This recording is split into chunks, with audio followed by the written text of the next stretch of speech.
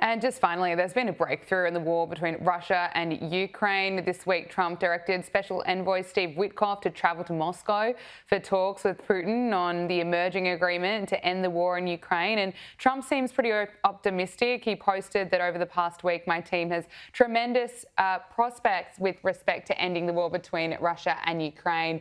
And he said that the original 28-point peace plan, which was drafted by the US, has been fine-tuned with additional input from both sides. And there are only a few remaining points of disagreement. I look forward to hopefully meeting with President Zelensky and President Putin soon, but only when the deal to end this war is final or in its final stages. Look, he certainly deserves credit as a peacemaker around the world, doesn't he, Josh?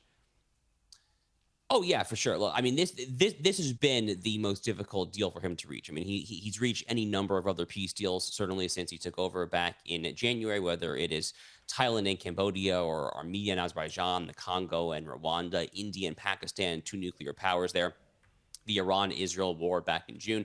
So he's done this many times, but Russia-Ukraine continues to be the really difficult one. And it's really difficult for a lot of reasons, that you have two sides that simply just don't want to give in. Now, Trump is trying really hard there. I mean, he met with Putin in Alaska, and then the following Monday, he met with Zelensky, flanked by various major European leaders, Meloni of Italy, Keir Starmer, Emmanuel Macron, etc., all there at the White House. That was back in August, if memory serves. So he's trying really hard here. Now, Ukraine, if I understand correctly, the U.S. had this 28-point plan. They trimmed it down to a 19-point plan. They made some concessions to Zelensky and the Ukrainians.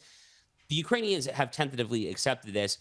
What I am seeing, Gabriella, and I think the New York Post actually reported this, is that Russia is set to reject this current iteration of the deal. So we will see. That's not confirmed yet, but what I've heard and what the New York Post is reporting is that Putin is set to reject this current iteration of the deals. We might just get back to where we started.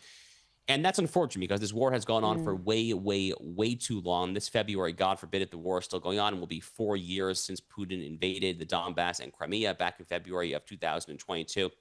The war has to end, and has to end, frankly, for Ukraine's own sake, because this is going to take Ukraine a half century, at least, frankly, to try to recover from the human casualties, the mass population exodus, the flights of human capital, social capital, financial capital. I mean, it's been an utter and complete disaster for Ukraine and for Russia, although that they are clearly the aggressor in this conflict. But the war has to end, and I think that we should all be praying that it does there. But to your point, certainly Donald Trump deserves credit, if nothing else. He really has tried quite hard to get a deal here.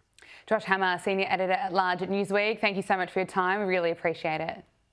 Thank you, Gabriella.